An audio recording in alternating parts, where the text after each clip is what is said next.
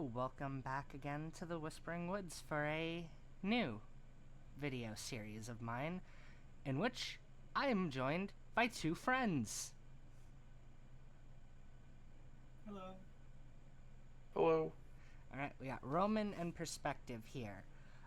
Perspective actually has his own YouTube channel, which will be linked down in the description below. Roman, I don't think you do. Do you? Question mark? I do not have a YouTube channel now. Fair enough. So, his will not be because it doesn't exist. Ayo. So, this is us going over the beginning teams for the Battle City tournament that I am running on our server. So, I got good cop, bad cop, and I'm here to just make sure it doesn't get too extreme in either direction. You guys can interpret who you think is which.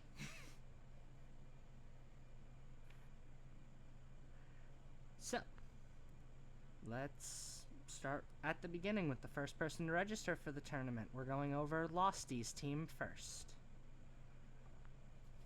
Well, let's talk about Earthquake. Let's talk about Yeah, this team has Earthquake. this team has a pretty massive earthquake weakness. He drafted Ninetales early, and I believe by the time it was his next pick, all the chlorophyll mons had been drafted. Incorrect. Really Victory unfortunate. Bell and Vileplume were still on the table. Then he should have taken either Bell or Vileplume instead of grabbing Flareon. But he grabbed Flareon instead because I think he probably wanted Venusaur. Actually, But I don't think Victory Bell ever got drafted. No, it did. Get drafted. But it was literally one of the did. last picks. Victory Bell was still on the table, and he took Ditto over Victory Bell. I think Ditto was his best pick, personally. I agree. I think Ditto is a really good mon. Ninetales and Flareon, like, massive ground weakness, massive rocks weakness, massive water weakness. Although having the sun up does help with the water weakness. Also, this team is just not very strong offensively.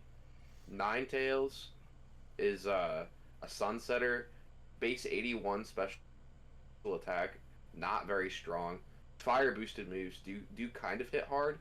And then Flareon has base 130 attack, which is pretty good, but its base 65 speed just doesn't let it hit things the way it would like to. It also effectively can't burn itself to be a good guts user. So it has to either run Toxic Orb and like put itself on a pretty like low timer, or just click moves and just have no ability. So he can click Sun Boosted Flare Blitz. Flare Blitzes though, those will hit pretty hard.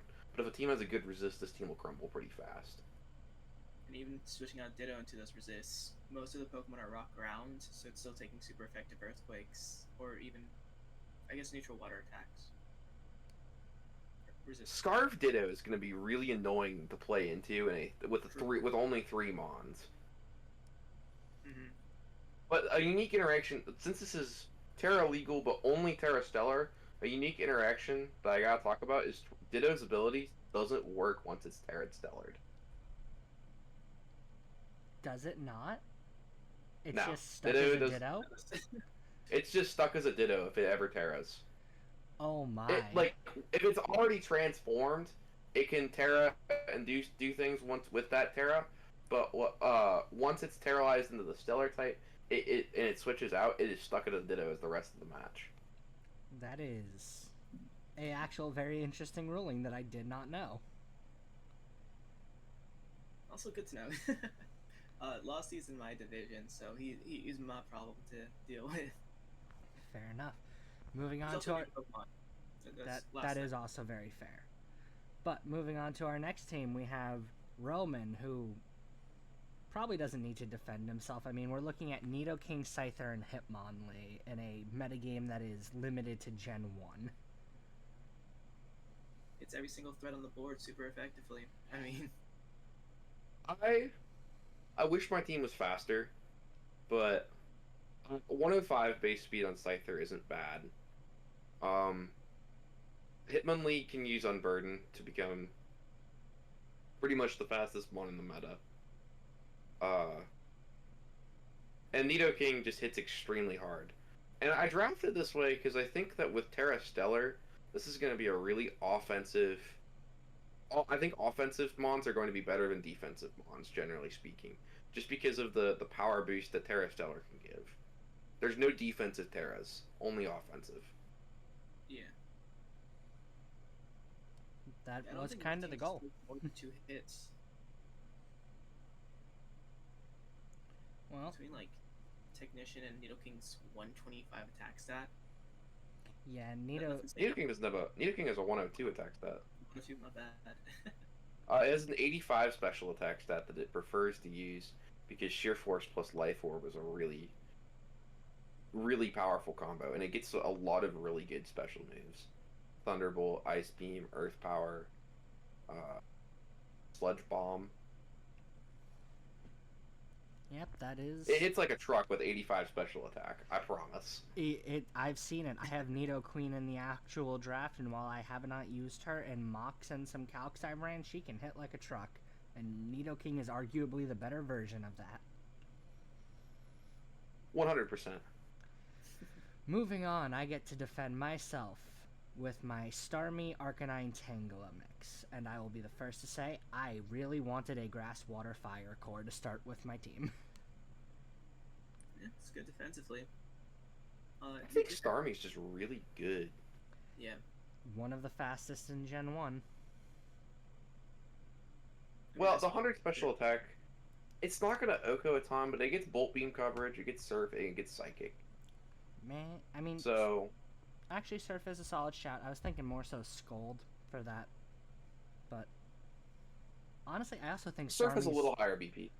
Yeah. Just talking about Kanto, I think Starmie is a really good use for the Stellar type because it gives you that boost on your first attacks.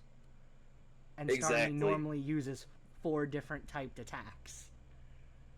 That is one of the big strengths of Starmie. I think with 100 special attack, you're gonna find that it might struggle to get kills a lot,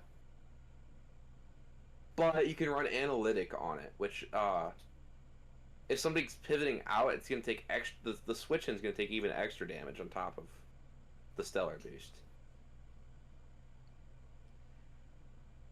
Then we got. And it's also a rapid spinner. It's It also is. a rapid spinner in a format that is very sparse for rapid spinners. That is true.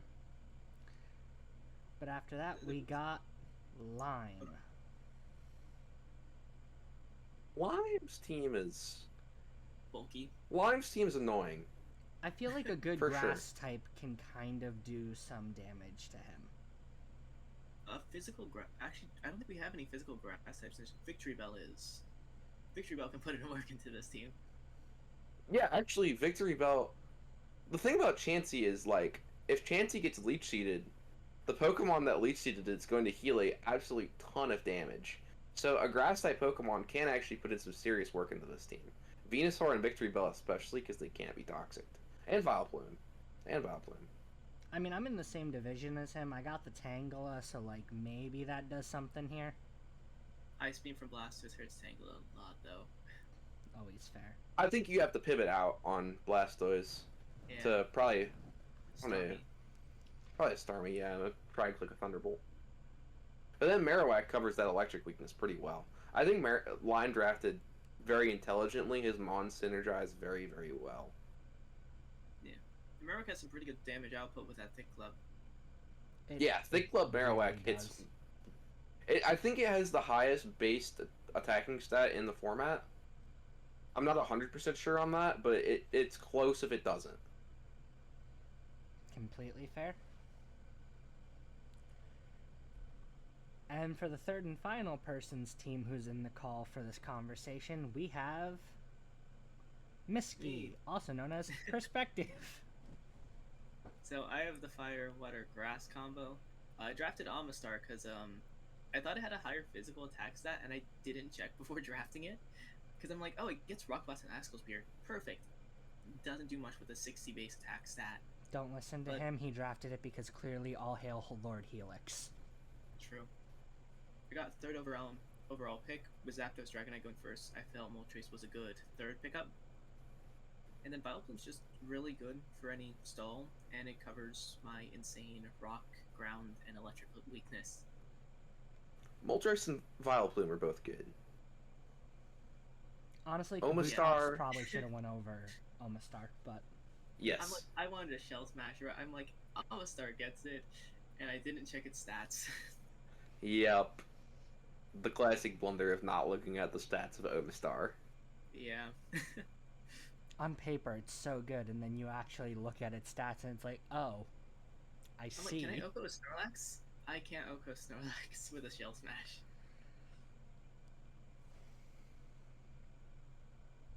Definitely, definitely could have been a better second pick, but maybe you could lose the match and get rid of it with Ante. True.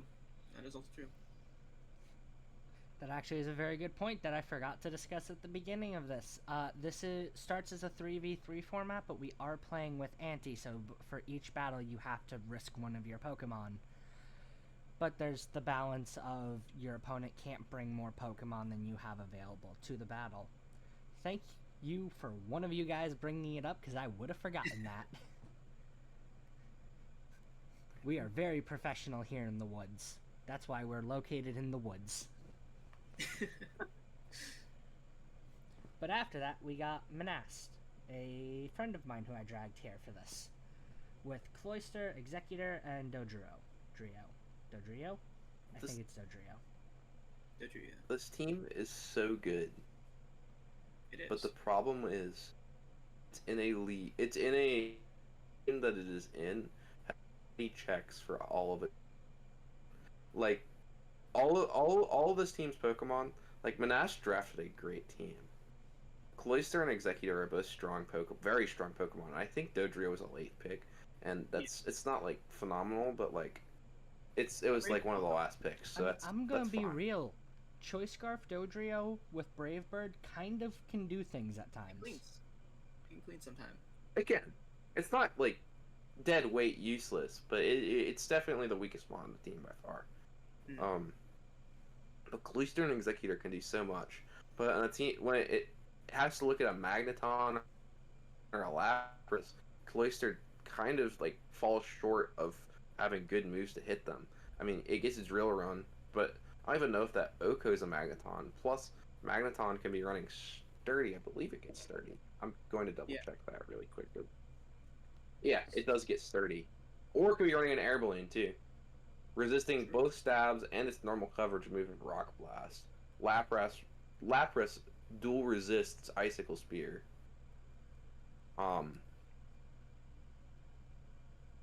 Overall, great team.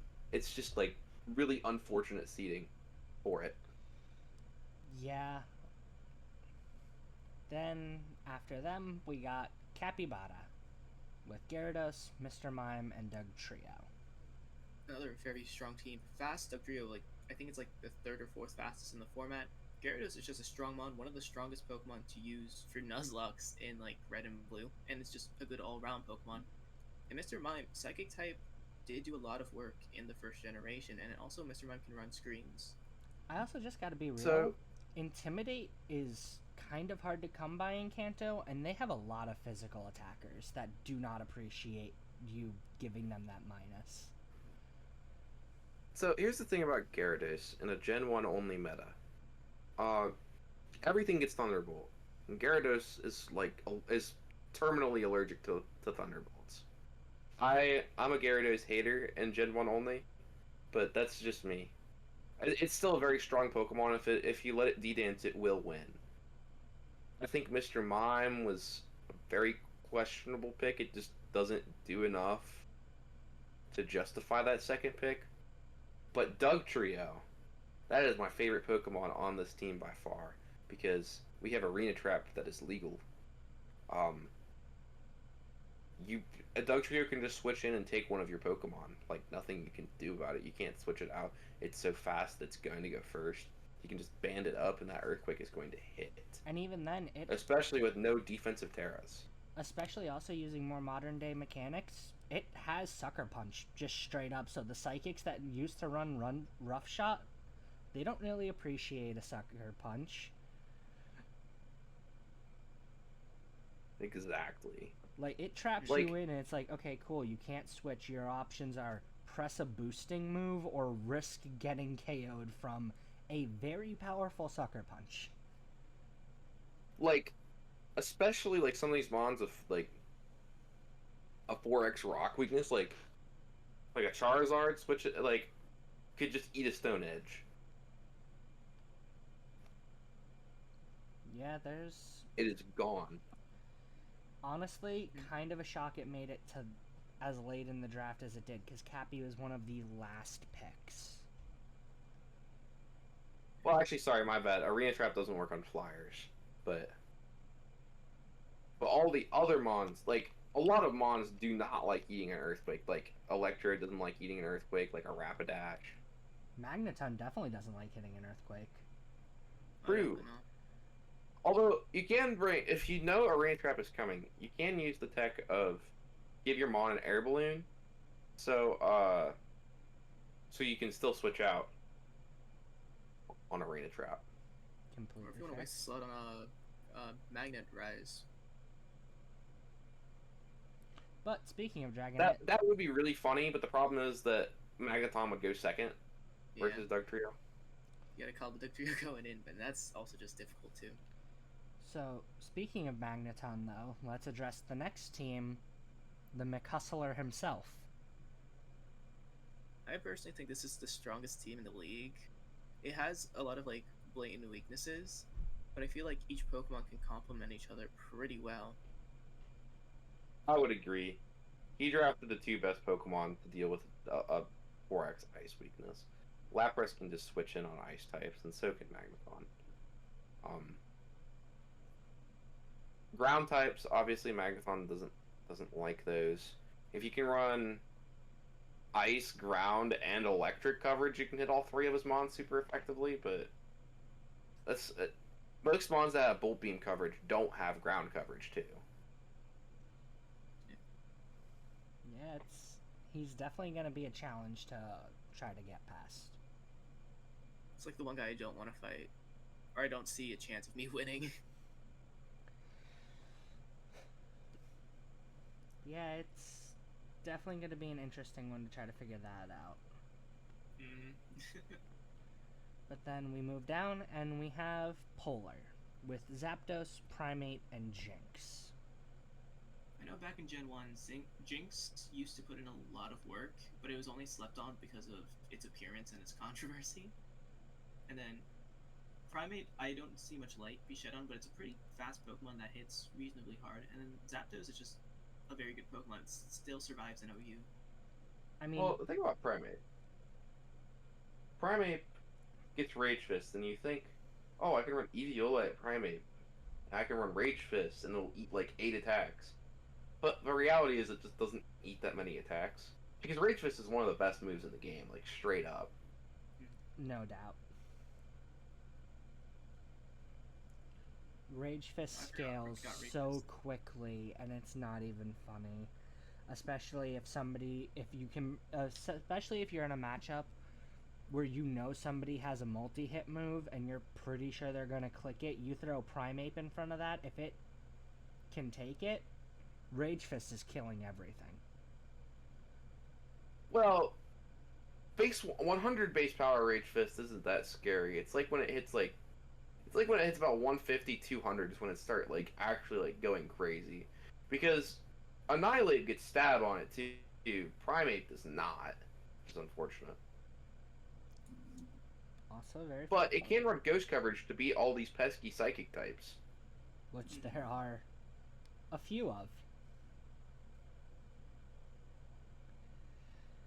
You know, speaking of pesky psychic types, we have right up next with Momo, who has Slowbro, Clefable, and Rapidash. Yep, 2 bulky boys and a fire horse. But that's the Earthquake.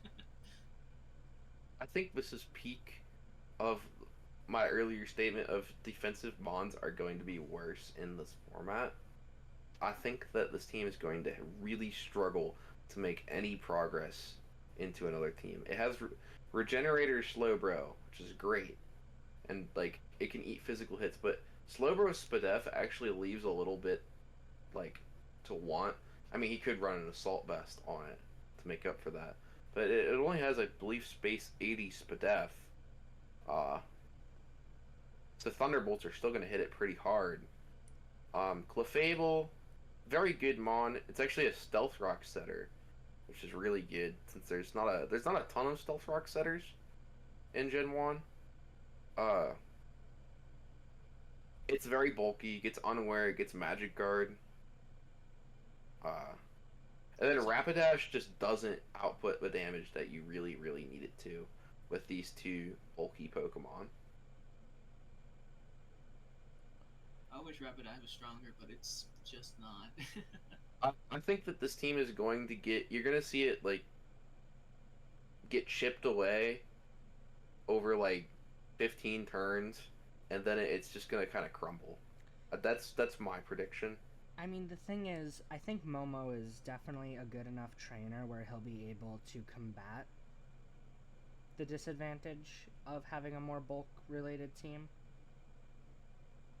Just based off of what I've seen. You probably run like the Magic Guard, Life Orb, Combine Clefable set. A low-key that actually might be optimal with this team build. And you have to remember that, like, the less Mons you have in a format, the more offensive that is going to make the meta. Like, BGC is a 4v4. It's bring 6, take 4. I know this is doubles, which is different. But that makes stall worse that it's not a full 6v6. Like, you can't run a more defensive strategy with 4 Mons instead of 6. Same applies to singles. Less Mons, more offense.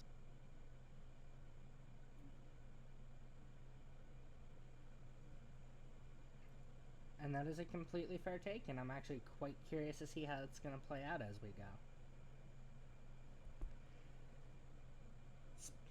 Well, that's not a good segue, but next up we got Rolling, who has Snorlax, Electrode, and Golem. Team walled by any grass type, unfortunately.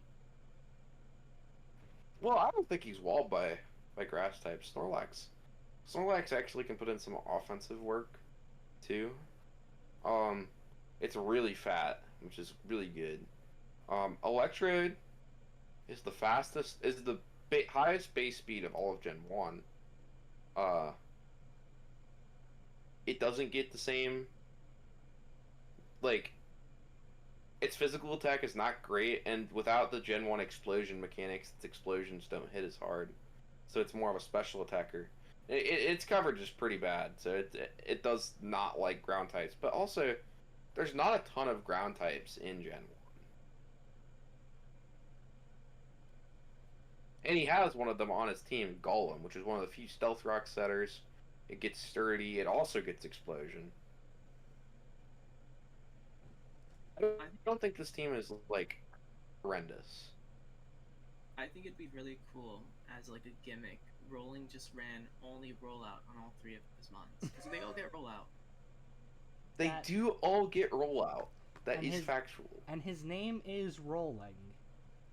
It would be really funny, actually. I hope he gets a win doing that, actually. I mean, he can viably run this against Losty's team because it is super effective. True. Well, hopefully they don't watch That would this be video so funny. before they realize that and have their match.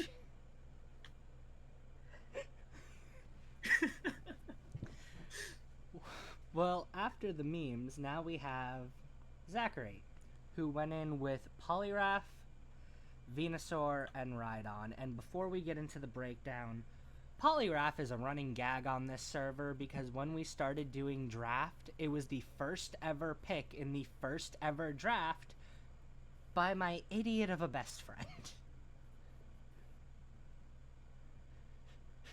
Miss you, Ben. Anyways, but what do you guys think about this lineup? It's bulky. Very bulky. This is a only team that I think I can say this for, but their first Mon is probably the worst on the team. Because I think Rhydon and Venusaur are both better than Poliwrath. Yeah, Venusaur's just thick. Although Rhydon has rocks. Venusaur is just really good. It can hit hard. It's pretty fat. It can, like, if you're running into, like, Losty, then you can bring Chlorophyll on it. I don't think the Sun's going to get, like, be a regular thing for this team unless he can somehow get Ninetales as ante from Losty, I mean, which would Venusaur sets have historically run Sunny Day to trigger their own chlorophyll, like with Life Orb. I mean, that's just a really slow. That's basically just running agility, That is fair. plus giving you fire coverage with Weather Ball. I will say I did notice any like really strong psychic Pokemon does put in good work. I like Alakazam gets Energy Ball, beats Rhydon, and then Psychic just chunks Venusaur and Poliwrath. Oh, if me versus Yeah, Alakazam's Zachary, cool. Starmie's also walking through this because it's just psychic, psychic. Oh, absolutely. And Hydro. Well, I don't know if Starmie can Oko Venusaur and Poliwrath. Alakazam can. I would bet money that Alakazam eats this, like, solos this team. But I don't know if Starmie's strong enough, quite strong enough to. Man, sitting on my Starmie, you'll see. You'll all see. Well, I mean, base 100 special attack versus, like, base 135. Big difference. Okay, I'll give you that one.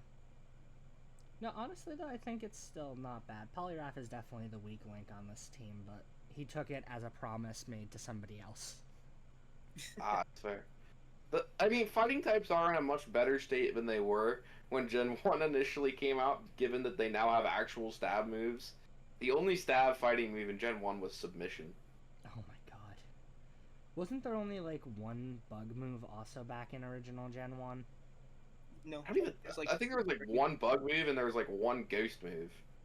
there was Leech Life and like some move. There was Pin think- Missile. Pin Missile Pin existed Missile. back then. Yeah. Ghost, I know, Yeah, and- didn't have a lot, and also Dragon literally only had the one damaging move, and it was locked damage. Dragon Rage, yeah. Ghost only had Lick, I think. Yeah. Go. And there was also. No, they had I Shadow think Ball. they. What? Did they not have Shadow Ball? No. Or the Gen No. 2? That was in 2. Yeah, Lick. I think it was just Lick. The moral of the story is the original Gen 1 mechanics are kind of garbage. No comment. I think it makes a really fun metagame. But you know what? Speaking of things that are very different from how they used to be, why don't we talk about Sean's team? And the fact that the first thing on it is Tauros, which, if you know anything about Gen 1, used to be the GOAT. Used to spam Yeah. Hype Beam and be perfectly fine with it. And Body Slam. Spam that too. But And you also, Earthquake. we do also have Blizzard. Jolteon and Victory Bell to round out his roster. Very fast team. Yeah. I like that aspect of it. Jolteon's weakness of not really having coverage. I mean, it gets Shadow Ball, which does hit all the large number of Psychic types. It doesn't get anything to really hit ground types, which kind of sucks. Victory Bell, it could put in some work, I think. I think this is a Pokemon that definitely wants to run Sunny Day for the Chlorophyll because it's not outspeeding many Pokemon. But once it does, it hits pretty hard. So it's like one of the few Pokemon that can be like mixed. Or like one of the Pokemon you don't expect to be mixed but can be run mixed. I mean, that is fair. Yeah, Tauros, I don't know what Tauros is going to quite do. I mean, Choice Band, it- Body Slam. it's definitely unfortunate how far Tauros has fallen from being like one of the most dangerous things in Gen 1 to barely existing. Yeah.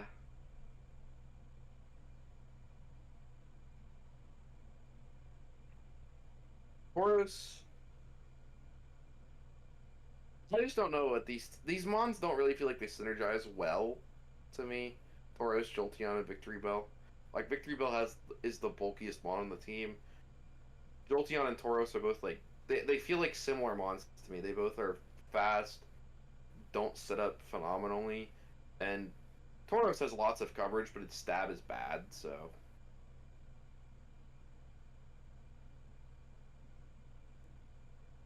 I think Sean just like slaps just 3 choice items on them and hope for the best.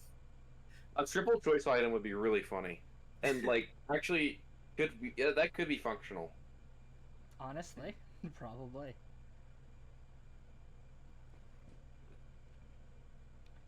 But if we're talking about speed, we have another one of the fastest Pokemon in Gen 1 under the next with Cruiser, with Gengar, Aerodactyl, and Tentacruel. All three of these Pokemon are like the fastest Pokemon in Gen 1. Yeah. I was thinking Aerodactyl Like- just because I'm used to using it more, but that's fair. Aerodactyl is very fast. Gengar is pretty fast. And Tentacruel's pretty fast too. After a rapid spin, not much is outspeeding a Tentacruel. And just in general, I think it's base 100 speed, not slow. Especially in Gen 1 only. I mean, but this feels like another team that really, the amount of poison on it definitely holds it back, I think. I disagree. I think that Gengar outspeeds most of the psychic types in this format. Most. I believe it outspeeds Starmie even. Don't do this. Gengar. Don't do this. Gengar is base 110. Starmie is base 115. Starmie does outspeed it. Okay. But it does outspeed Executor, Slowbro, Mr. Mime. And Hypno, who nobody. And it does hit them back for super effective. It's only really getting outsped by Alakazam and Starmie. And then Aerodactyl can set up Stealth Rocks, which is really good. And then Tentacruel can Rapid Spin. It can Surf. It can do things. I don't think the Poison's holding it back that much.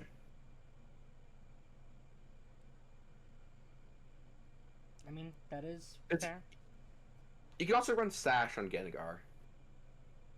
If you expect to get outsped. Or Scarf. Honestly, This Scarf team is like- Gengar kind of feels like a shout, not gonna lie. I'm still like sitting in indifference because this team's like really strong, but I also feel like it doesn't synergize the best, and that's what like throws me off sometimes about it being one of the stronger teams in the league. I just like the Pokemon don't cover too much well for themselves, except for the exception of like the ground weakness. But for other Yeah. Pokemons, I think Gengar is just gonna rip through a lot of teams because it does get Thunderbolt. I don't think does it get Ice Beam. I'm not even doesn't sure. get Ice Beam. It doesn't. I didn't think it did. Tentacruel does though, Tentacruel does get Ice Beam. and Aerodactyl has Ice Fang, but 65 base power. Also, Gengar is a Will-O-Wisp user. There's not a whole ton of those.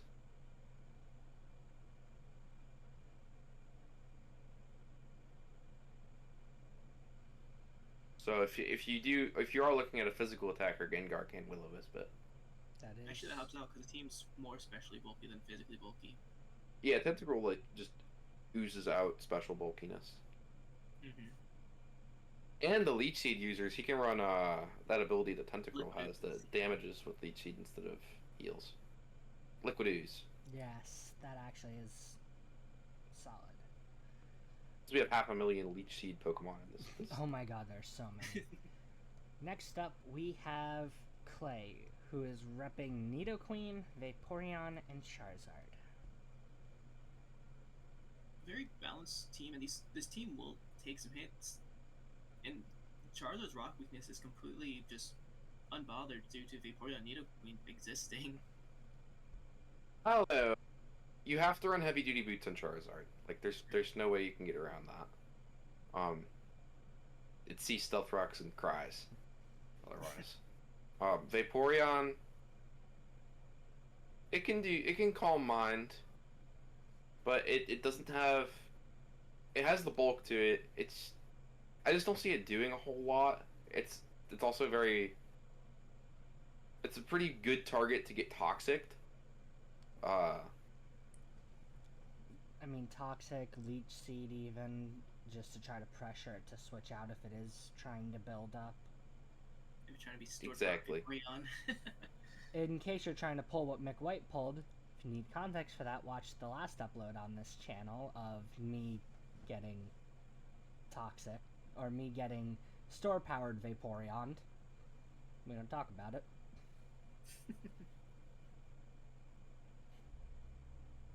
I don't know. I'm not a big Vaporeon or Charizard lover. for this format, but Nidoqueen is good. Nidoqueen is just Nidoking Light.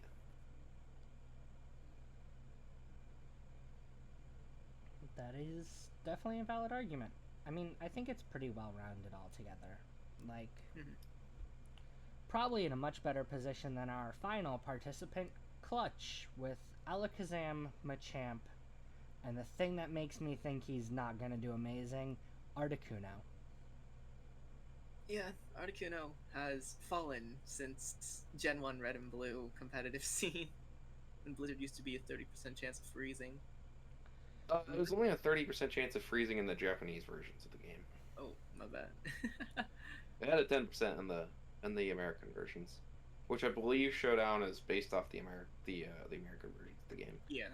Now, the reason why Articuno is selected is that there is an award during this event for whoever gets all 3 of the birds on their team, meaning somebody had to draft it at some point because people want fancy titles.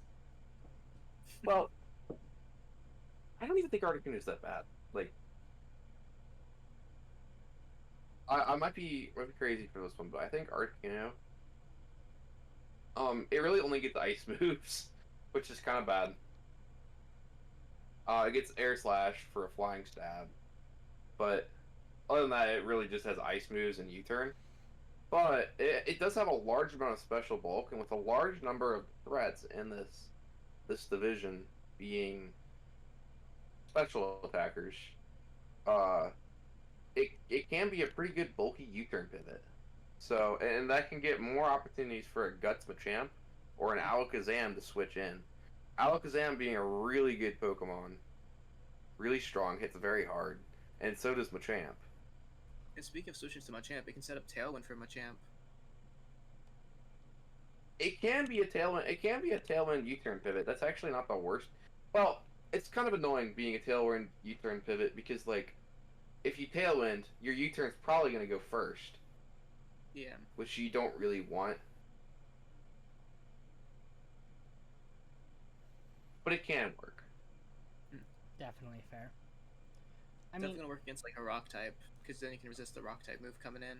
I would definitely say I think Machamp and Alakazam are probably 2 of the better individual Pokemon here. Like, in the entirety of what we have for Gen 1. Yeah. I think I think Articuno will be able to put in some work with I think it'll be like running U-turn, Roost, probably Ice Beam question mark, and then either Hurricane or Air Slash. I mean, I'd agree with you more if there was a Pokemon that could set up Snow, because then it would do a lot of work. Well, that would be illegal. It's oh. You meant for like blizzards? Because I thought you were talking about the ability Snowcloak. No, I'm just talking because of the way they rework Snow in the most recent generation to like give the special defense boost, and yes, also for Blizzard. I mean, it's got 90, 100, 125 bulk stats. It's honestly pretty bulky. It's just it's got a horrible defensive typing. It's gonna have to run boots, just like Charizard. It's gonna be the boots user, but also like Alakazam gets Magic Guard, so it doesn't need boots in the first place. I mean, definitely fair. I definitely think you might be sleeping a little on Articuno. I mean, I might be. It might just be the more recent gen bias of the way it performs in the modern day, where I underestimated a lot more. There's less knockoff going around, generally speaking, here too. So like, you're less worried about getting your boots knocked off and then eating a stealth rocks and taking 1,000,000 damage. Less mons get rock coverage. It's really just the ground and rock type Pokemon that are running rock moves. Fire is also a less common type. All of Ice's big weaknesses aren't super common types. Now Thunderbolt is common as heck, but we're just the rest of them are not. Completely fair. But that is how Clutch uses Articuno.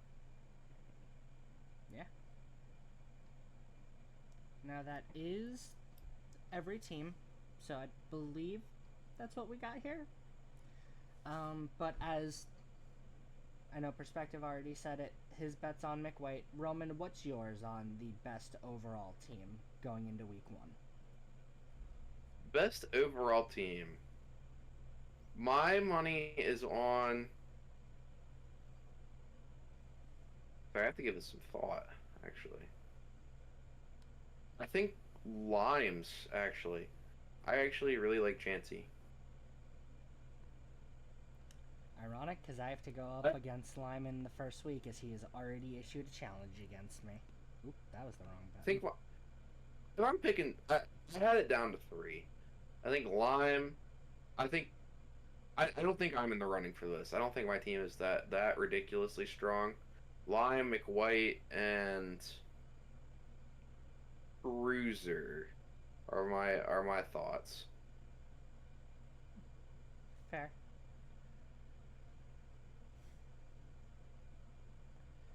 Well, I think we got your guys' picks for best teams. I'm not giving mine, as obviously I'm a little bit less capable of putting aside biases because I love Starmie so much. Starmie is best girl, everyone must deal with it. But I think that is where we'll be wrapping it up today. So again, thank you both for hopping in here with me. Hopefully I can drag you guys back to do the weekly updates, because this was very fun. But for anyone watching, remember, like, comment, subscribe, and thanks for getting lost in the woods today. Arrivederci.